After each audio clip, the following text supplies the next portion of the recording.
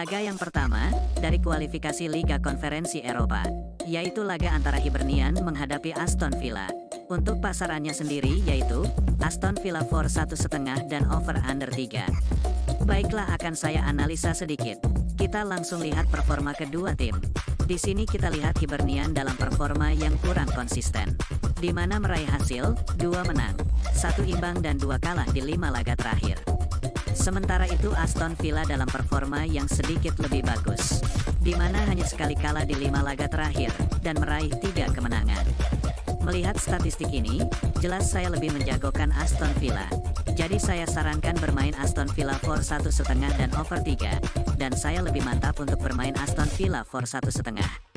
Dan untuk prediksi skor yaitu 1-3. Laga yang kedua, dari kualifikasi Liga Champions Eropa, yaitu laga antara Molde menghadapi Galatasaray. Untuk pasarannya sendiri yaitu, lelekan dan over under 2,5. Baiklah, akan saya analisa sedikit. Kita langsung lihat performa kedua tim. Di sini kita lihat Molde dalam performa yang kurang konsisten, di mana meraih hasil 2 menang, 2 imbang dan 1 kalah di 5 laga terakhir.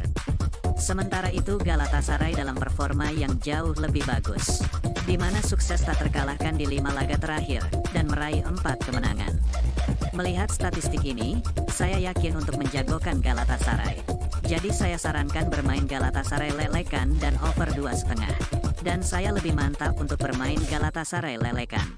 Dan untuk prediksi skor yaitu 1-2. Laga selanjutnya, dari Liga Norwegia Divisi 2, yaitu laga antara Mjøndalen menghadapi FK Jerv. Untuk pasarannya sendiri yaitu, Mjøndalen for 1/4 dan over under 3. Baiklah, akan saya analisa sedikit. Saat ini Mjøndalen berada di posisi 13 klasemen, sedangkan FK Jerv berada di posisi 10 klasemen.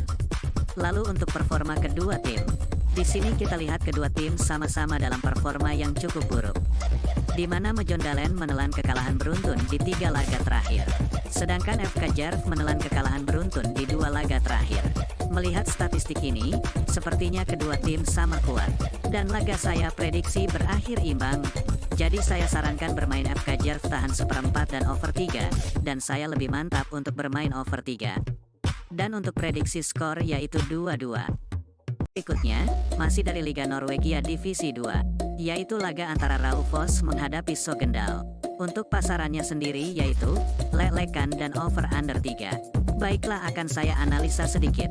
Saat ini Raufoss berada di posisi 9 klasemen, sedangkan Sogndal berada di posisi 4 klasemen. Lalu untuk performa kedua tim, di sini kita lihat Raufoss dalam performa yang cukup bagus, di mana sukses sapu bersih 2 laga terakhir dengan kemenangan.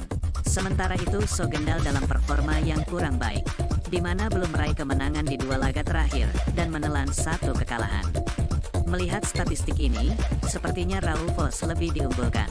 Namun saya tetap yakin Sogndal akan bangkit, dan menang di laga ini. Jadi saya sarankan bermain Sogndal lelekan dan over 3, dan saya lebih mantap untuk bermain over 3. Dan untuk prediksi skor yaitu 2-3. Liga Denmark Divisi 2, yaitu laga antara Sonderjyske menghadapi Herfølge GKG. Untuk pasarannya sendiri yaitu, Sonderjyske for 1/4 dan over under 3. Baiklah, akan saya analisa sedikit. Saat ini Sonderjyske berada di posisi 4 klasemen, sedangkan Herfølge GKG berada di posisi 10 klasemen. Lalu untuk performa kedua tim, di sini kita lihat Sonderjyske dalam performa yang sangat bagus, di mana sukses sapu bersih 4 laga terakhir dengan kemenangan. Sementara itu Herfølge GKG dalam performa yang cukup buruk, di mana menelan kekalahan beruntun di 2 laga terakhir. Melihat statistik ini, jelas saya lebih menjagokan Sonderjyske.